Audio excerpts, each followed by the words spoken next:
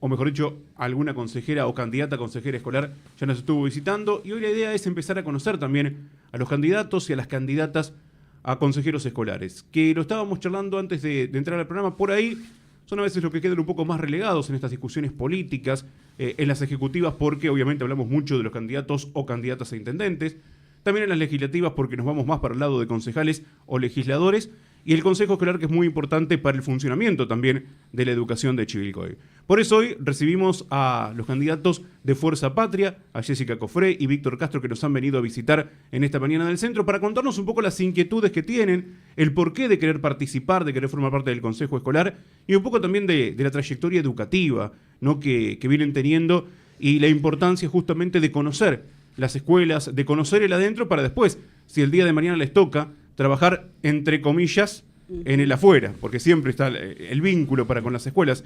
Jessica, Víctor, ¿cómo andan? Buen día, gracias por venir. Bueno, buen día a la audiencia. Muchas gracias por la invitación.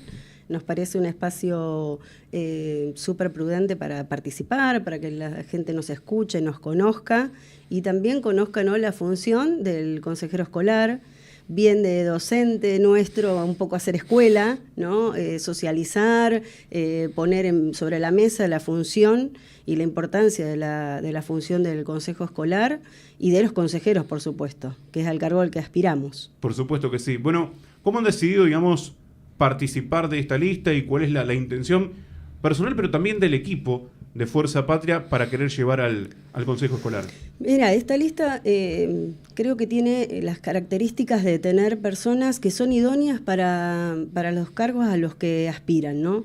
En el caso de la parte de consejeros escolares específicamente, somos todos docentes, que trabajamos en distintos niveles y modalidades, que tenemos nuestra trayectoria, algunos en secundario, adultos, primario, y que nuestra formación, digamos, nos avala o de alguna manera nos categoriza para poder saber qué es lo que se necesita dentro de las escuelas.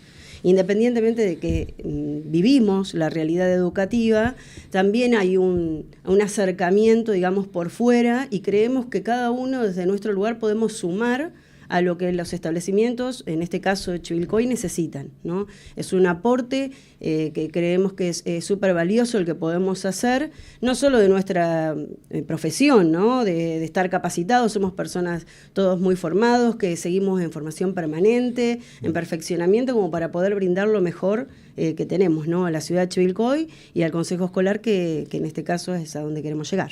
El hecho de, bueno, mayormente por ahí no trabajar, me refiero a los profesores fundamentalmente, no trabajar solamente en una escuela y trabajar en varias, le permite ir conociendo también distintas realidades.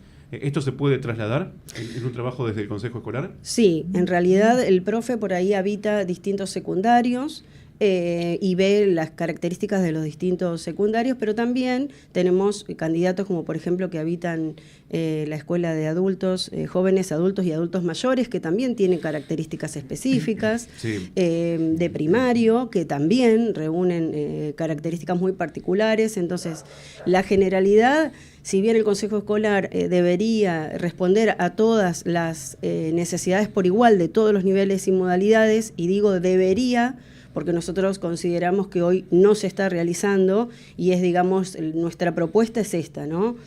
Acercarnos a los establecimientos y llegar con propuestas claras que sirvan y que modifiquen la realidad educativa. Pero para eso no es posible hacerlo si no hay un conocimiento de esa realidad educativa.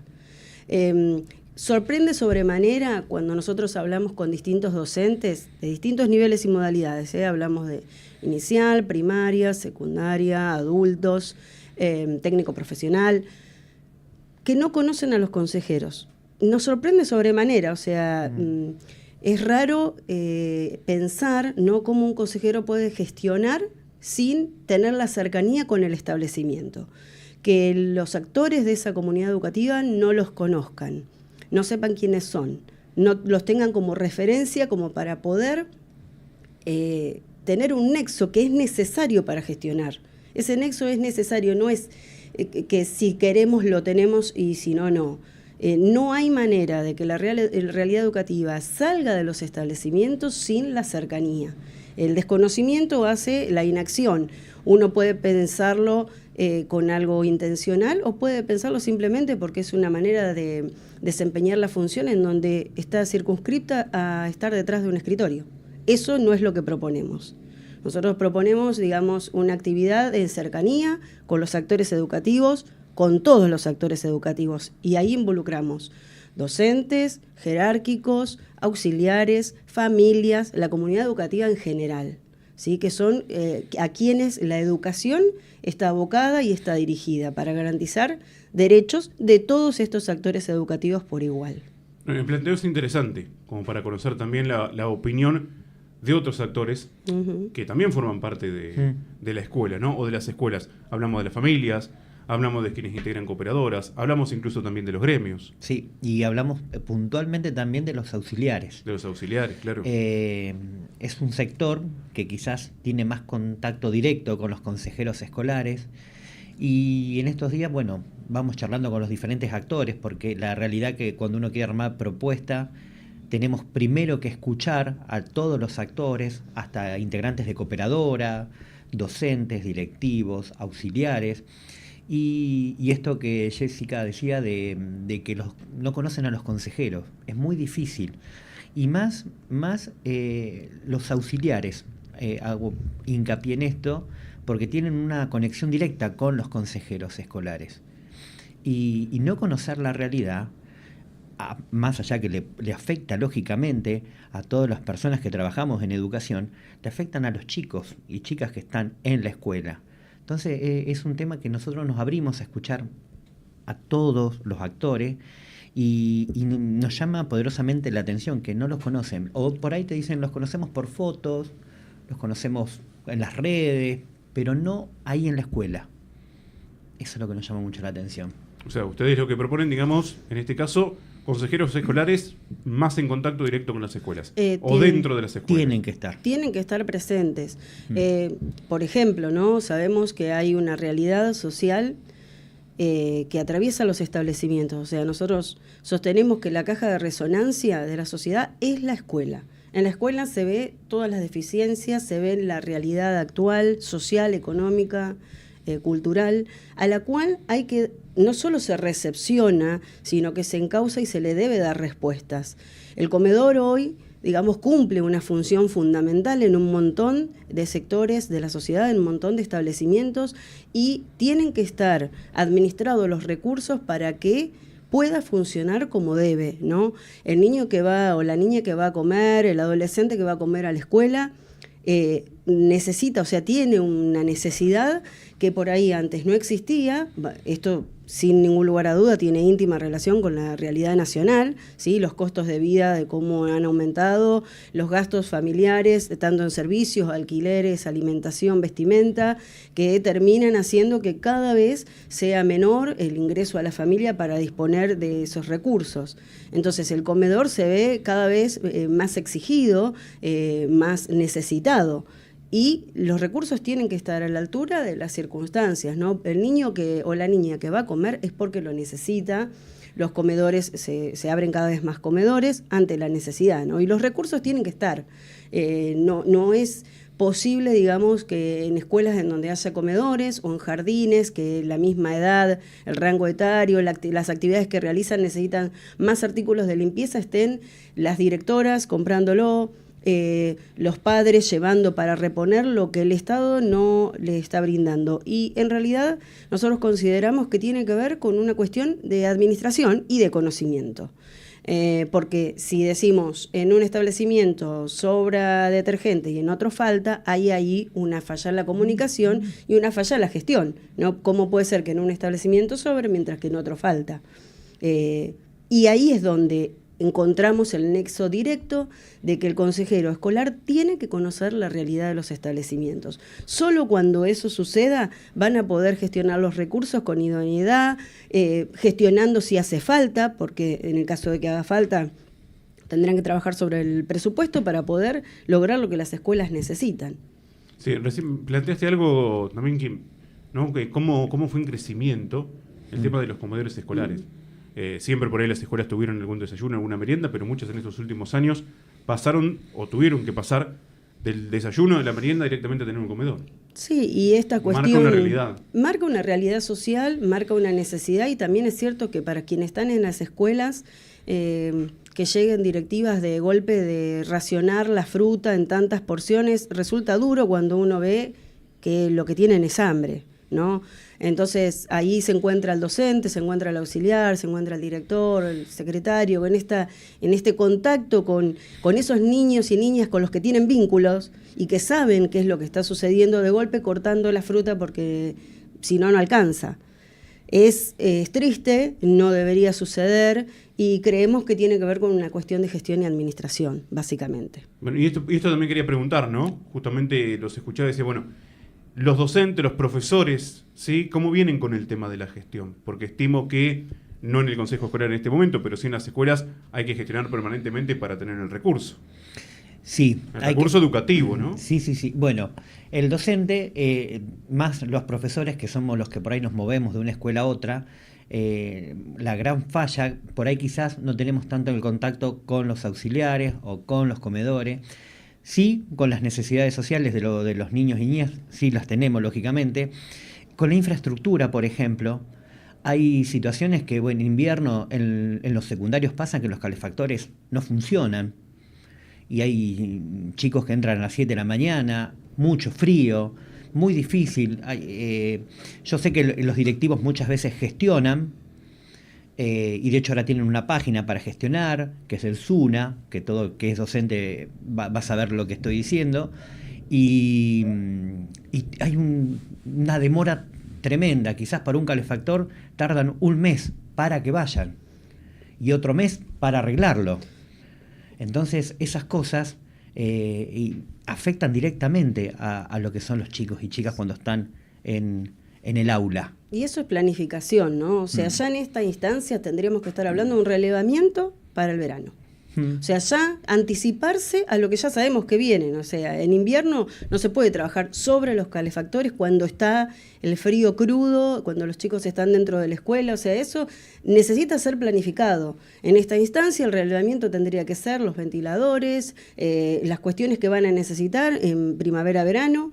Lo mismo con el invierno, o sea, gestionarlo con anticipación, cosa de que para cuando se necesite ya esté todo encauzado, ¿no?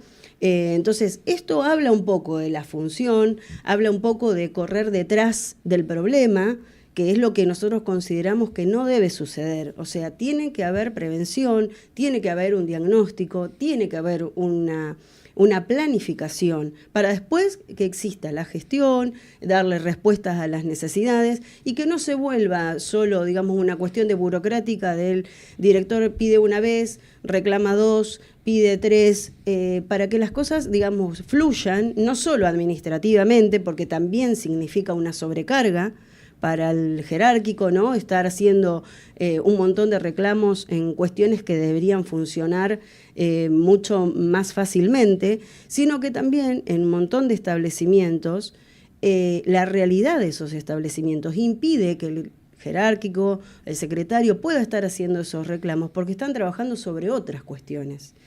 Esta cuestión que yo mencionaba de la realidad social atraviesa la escuela. Se les da, digamos, soporte, se generan situaciones en donde se tienen que trabajar, y eso, al lado de ver el funcionamiento de un calefactor o trabajar con estas cuestiones, siempre priman el cuidado de los derechos de los niños, niñas y adolescentes.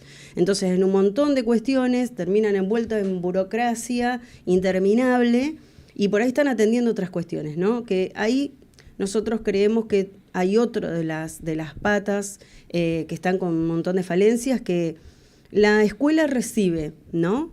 La problemática social, trabajan con los equipos que trabajan un montón, tanto dentro del establecimiento como en territorio, en cercanía con las familias, pero después es cierto que a esos equipos y a esas escuelas se les piden resultados, ¿sí?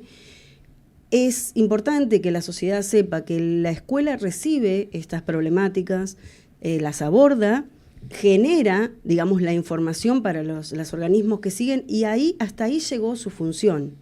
Entonces ahí no hay que dejar de mencionar Por ejemplo, la importancia del servicio local, ¿no? Que es distrital y que sabemos que hoy no está pudiendo dar respuestas a las exigencias de la sociedad, a las realidades que están atravesando los establecimientos. Entonces queda únicamente con lo que se abordó en el establecimiento y hasta ahí se pudo llegar. Claro. Sí, lo que se pudo hacer desde adentro, ¿no? Obviamente desde dentro de la escuela. Y con el esfuerzo que eso implica, porque en realidad hay un montón de trabajo detrás que está invisibilizado, que muchas veces las sociedades no saben de cómo se trabajan, la comunidad en general, pero hay un montón de compromiso, un montón de trabajo en donde los docentes terminan cumpliendo funciones, acompañando a los equipos, los directivos comprometidos en primera persona, pero también es cierto que nos queda ese sabor amargo de que hasta ahí llegó, y cuando llegó el momento en donde el servicio local tiene que poder dar respuesta, se frenó todo, ¿no? Hablaron de, bueno, por ahí un poco de la planificación.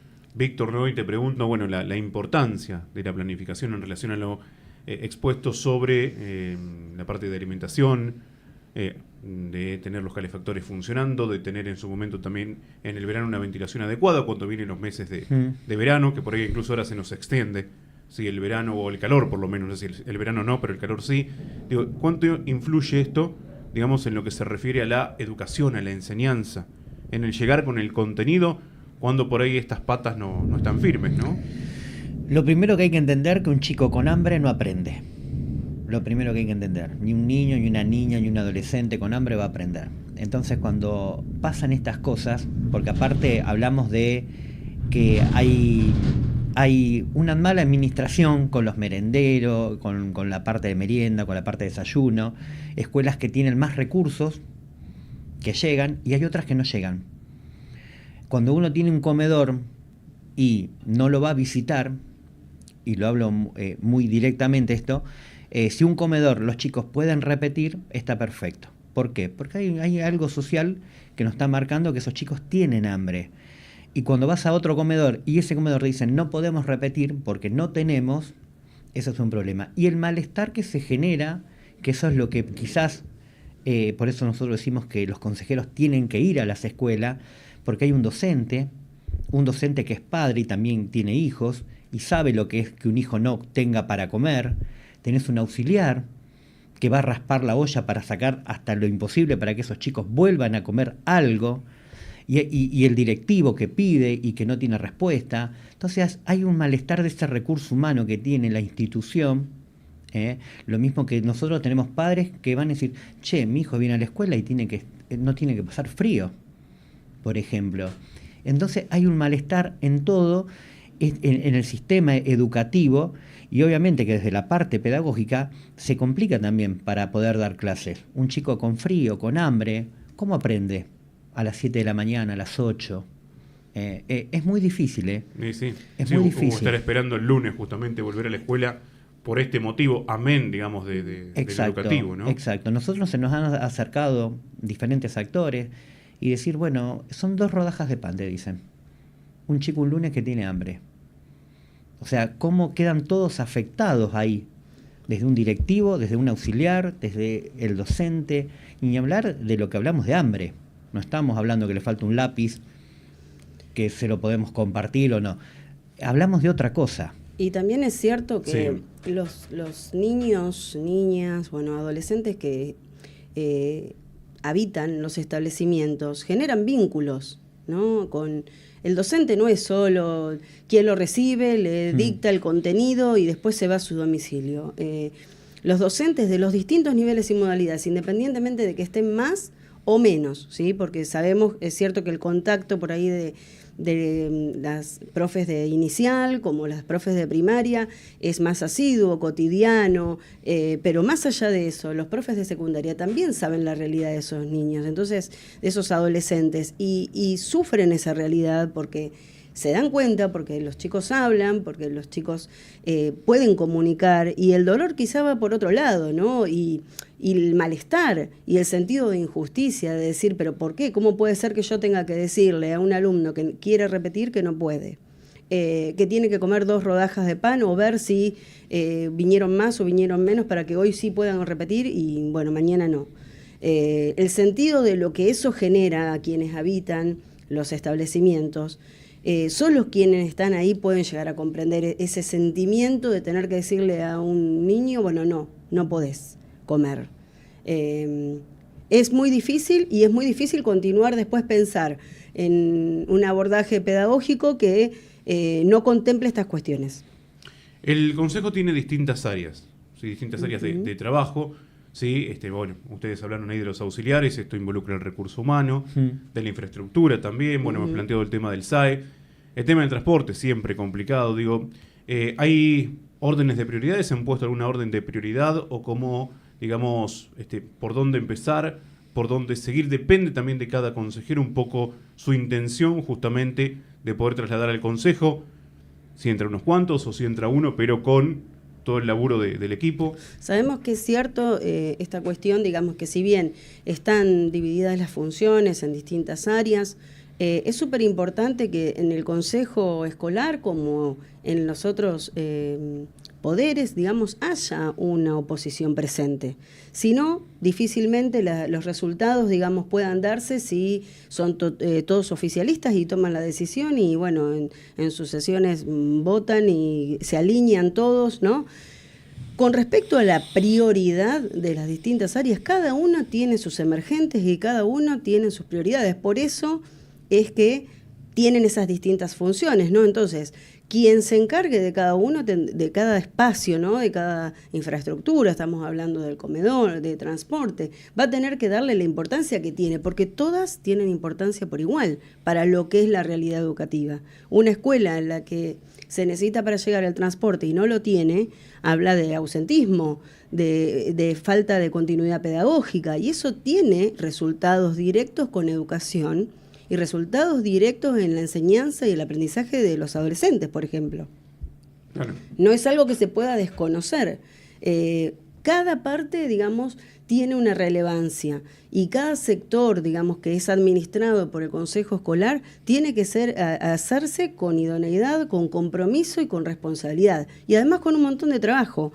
Uno no deja de ver que tiene que haber un trabajo que implique el diagnóstico, la planificación, la administración, la gestión, o sea, son etapas como para cualquier otro ámbito de desempeño que tienen que trabajarse, no.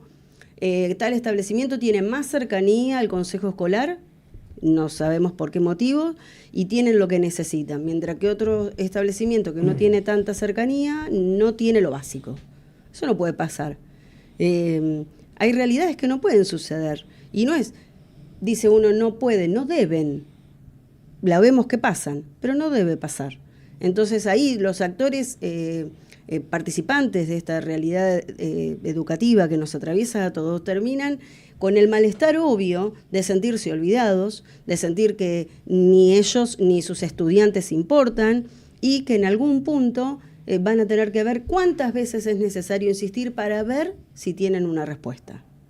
Bueno, yo les quiero agradecer por haber venido. No sé si ha quedado algo para comentar, que tengan ganas de comentar, de lo que quieren en este momento trasladar a la comunidad y de lo que quieren llevar también desde otro lugar, pero sin moverse de la educación a la comunidad educativa, ¿sí? Desde el Consejo Escolar, en este caso. Bien, nosotros recién hablamos de las distintas áreas, sí, y lo que tenemos algo fundamental como docentes de la educación, que queremos estar en las escuelas. Nosotros priorizamos que creo que cada decisión que se vaya a tomar hay que hablar con los diferentes actores desde las escuelas. Creo que eso es nuestra clave para entender, y es lo que vamos construyendo y entendiendo porque lo vivimos desde adentro con los actores. Me parece que esta sensación que tenemos, que es muy real, de estos consejeros que quizás hoy que están detrás de un escritorio y toman decisiones, como puede pasar que ahora van a abrir 2 comedores, donde la infraestructura todavía no está ni siquiera terminada, donde el recurso humano, que son los cocineros y auxiliares, están sacando de otras escuelas, sin tener en cuenta que tienen que generar nuevos cargos, que es lo que corresponde. Hoy en día hay un malestar, entonces bueno, creo que toda esta organización que ellos intentan detrás de un escritorio es lo que no funciona y es lo que nosotros no queremos para los próximos años. Por otra parte, bueno, Sí. invitarlo a que nos acompañen, que se sumen todos aquellos que crean que pueden aportar. Estamos trabajando en territorio, con los vecinos, en los distintos barrios. Somos parte de Fuerza Patria, acompañamos en la lista COTI y creemos que tenemos mucho para dar a la ciudad de Chivilcoy. Creemos que Chivilcoy requiere más, merece más, y nosotros estamos dispuestos a estar a la altura de las circunstancias de lo que se necesita. Es una elección súper importante, por más que se encuentre un poco invisibilizada, lo mismo que el rol del consejero escolar, que uno lo puede pensar que esa invisibilización puede ser incluso adrede, ¿no? Es como que está siempre muy desdibujada, pasa desapercibido, y entonces tampoco se conocen quiénes son los candidatos y demás. El 7 de septiembre queremos aprovechar este medio, bueno, y la audiencia que tenés. Los padrones cambiaron las ubicaciones de las mesas de donde votan, así que creemos que es súper importante. Que hagan la consulta. Nosotros en el PJ tenemos una mesita también para consulta, pueden acercarse todas las veces que necesiten, y bueno, estamos a disposición para escuchar y para comprometernos antes que cualquier otra cosa en cambiar esta realidad distrital, porque Chivilcoy merece más. Jessica, Víctor, muchas gracias por haber venido, No, por muy favor. amables. Jessica Cofré, Víctor Castro con nosotros, candidatos a consejeros escolares, en este caso de Fuerza Patria, aquí en la mañana.